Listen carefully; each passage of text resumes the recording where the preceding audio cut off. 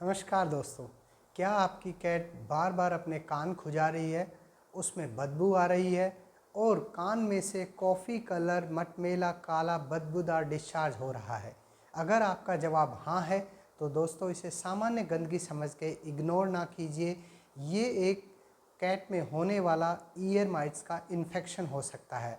अगर हम इसे इग्नोर करते हैं तो ये गंभीर समस्या का रूप लेके कान को ख़राब कर सकता है और आपकी कैट परमानेंटली बहरी हो सकती है।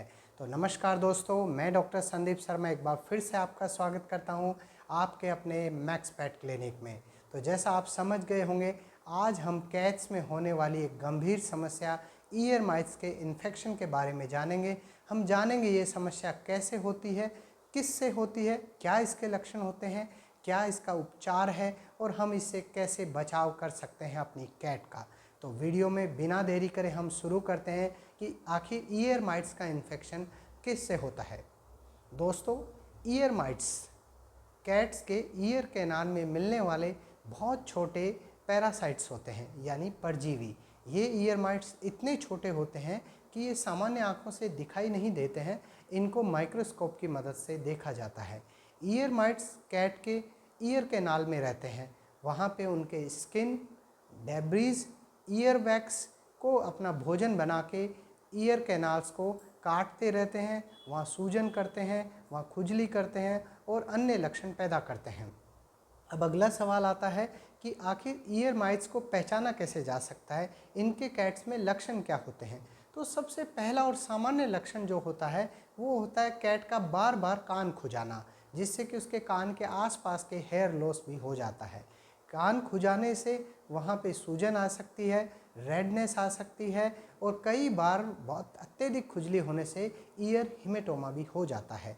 और अगर इन्फेक्शन को सही समय पे डिटेक्ट नहीं किया जा सकता है तो सेकेंडरी बैक्टीरियल और फंगल इन्फेक्शन हो जाते हैं, पस डिस्चार्ज होने लगता है और ईयर ड्रम का लॉस होने से कैट बहरी हो सकती है।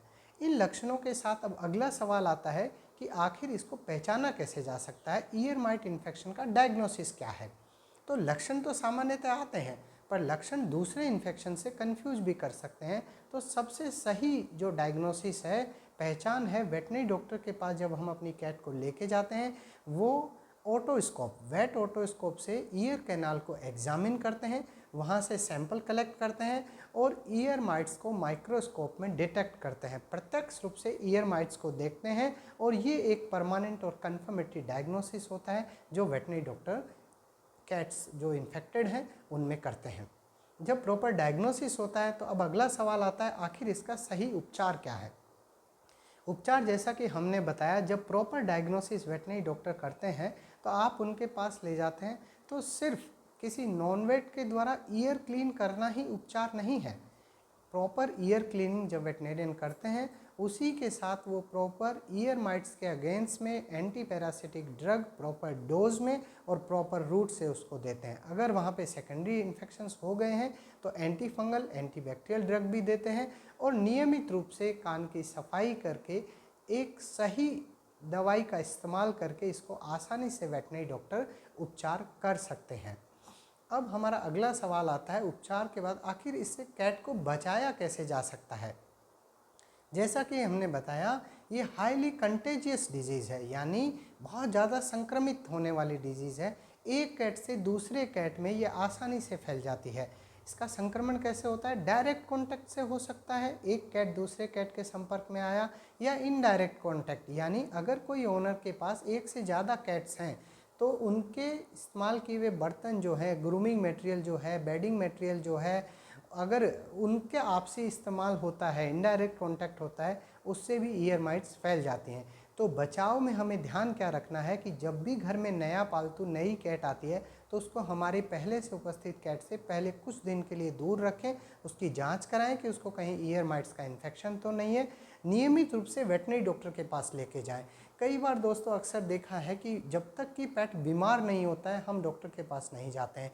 इस आदत में बदलाव कीजिए। एक सामान्यतः नॉर्मल हेल्थ जांच के लिए भी साल में 1 से 2 बार हमें वेटनरी डॉक्टर के पास नियमित रूप से जांच करवानी चाहिए, ईयर कैनाल की जांच करानी चाहिए और इस तरीके से नियमित सफाई वेटनरी डॉक्टर से करवानी चाहिए। इन कुछ उपायों से हम अपने पेट को बचा सकते हैं, ईयर माइट्स के इन्फेक्शन होने से पहले उसको रोक सकते हैं। यहाँ पे एक और इम्पॉर्टेंट बात है जो ध्यान देने वाली है, जब भी आपकी कैट कान खुजाती है या ईयर माइट्स का इन्फेक्शन सस्पेक्ट होता है, कोई घरेलू नुस्खे जैसे कि सरसों का तेल, नारियल का तेल या कोई अन्य तेल, कई बार तो लोगों को कोई बहुत सारी तरह के अल्कोहल डालते हुए देखा है, स्प्रिट डालते हुए देखा है। इस तरह की चीज़ें ना डालें, ये कान को नुकसान कर सकती हैं, ईयर ड्रम को, कान के पर्दे को परमानेंटली डैमेज कर सकती हैं और हमारे कैट है उसके कान के पर्दे को ख़राब होने से उसको बहरा बना सकती है। तो सबसे बेहतर है वेटनरी डॉक्टर को दिखाएं, नियमित रूप से जांच कराएं, एक सही औषधि का इस्तेमाल करें और इस तरीके से हमारी कैट को ईयर माइट्स के इन्फेक्शन से बचाएं। उम्मीद करता हूं दोस्तों वीडियो में आपको ईयर माइट्स के बारे में पूर्ण सूचना मिली होगी, वीडियो पसंद आया होगा। आप हमें अवगत कराएं और आप किस बारे में जानना चाहते हैं ताकि हम नए वीडियो बनाएं और आपको सही ऑथेंटिक सूचना से अवगत कराते रहें। बहुत बहुत धन्यवाद, thank you so much. Video को शेयर करें, सब्सक्राइब करें, थैंक यू।